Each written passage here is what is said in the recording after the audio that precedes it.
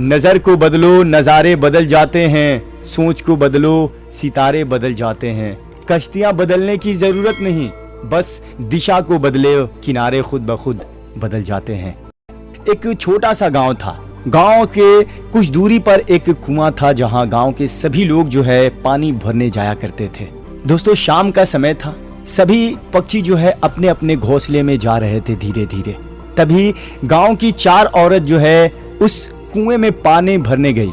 अपना अपना मटका भरकर चारों औरत जो है बैठ जाती हैं वहीं पे और कुछ बातें करने लगती हैं अपने में। दोस्तों इस पर पहली औरत जो है कहती है कि अरे भगवान मेरे जैसा लड़का सबको दे।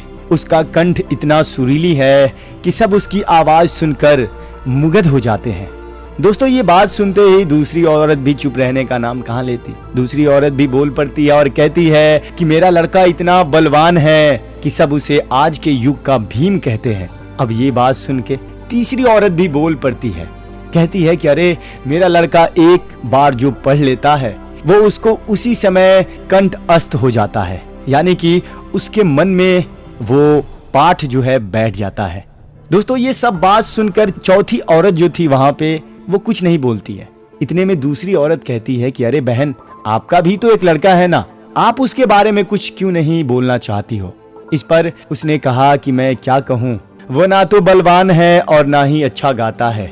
ये सुनकर चारों स्त्रियां जो है अपने अपने मटके को उठाकर अपनी गांव की ओर चल पड़ती है। दोस्तों चलते चलते चलते आधे रास्ते में जैसे ही वो पहुंचती है तभी कानों में कुछ सुरीला सा स्वर सुनाई देता है। पहली स्त्री ने कहा कि देखा मेरा पुत्र आ रहा है, वो कितना सुरीला गाना गा रहा है। पर उसने अपनी माँ को नहीं देखा। वो गाना गाते हुए उनके सामने से निकल जाता है। दोस्तों अब थोड़ी दूर जाने के बाद एक बलवान लड़का वहां से गुजरता है। तब दूसरी औरत कहती है कि देखो मेरा बलिष्ठ पुत्र आ रहा है। पर उसने भी अपनी माँ को नहीं देखा और सामने से वो भी निकल जाता है। दोस्तों तभी दूर जाकर मंत्रों की ध्वनि उनके कानों में सुनाई पड़ती है। तब तीसरी औरत कहती है कि देखो मेरा बुद्धिमान पुत्र उधर से आ रहा है। दोस्तों अभी ये बोल ही रही है कि वो लड़का जो है वो भी दूसरे लड़कों की तरह चुपचाप से वहीं से निकल जाता है। दोस्तों ये सभी देख रहे थे।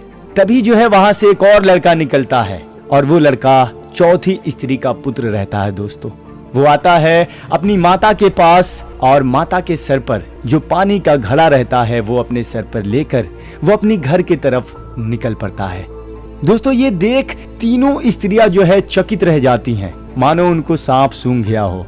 वो तीनों उसको आश्चर्य से देखने लगती है। तभी वहां पर बैठी एक वृद्ध महिला, बहुत बूढ़ी थी, उस महिला ने कहा कि देखो इसको कहते हैं सच्चा हीरा। सबसे पहला और सबसे बड़ा ज्ञान दोस्तों संस्कार का होता है। कहानी खत्म हो जाती है यहीं पे, लेकिन इस कहानी से हमें बहुत बड़ी सीख मिलती है। मैंने जैसा कि शुरू में आप सभी से कहा कि जो इंसान अच्छे विचार और अच्छे संस्कारों को पकड़ लेता है फिर उसे हाथ में माला पकड़ने की कोई जरूरत नहीं पड़ती। अकाल अगर अनाज का तब भी मानव मरता है, किंतु अकाल अगर संस्कारों का हो तो मानवता मर जाती है। इसलिए कहा जाता है संस्कार से बड़ी कोई वसीयत नहीं और ईमानदारी से बड़ी कोई विरासत नहीं।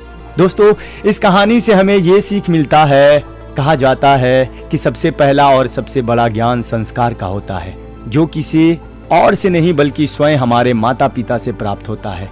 फिर भले ही हमारे माता पिता शिक्षित हो या ना हो, यह ज्ञान उनके अलावा दुनिया का कोई भी व्यक्ति हमें नहीं दे सकता।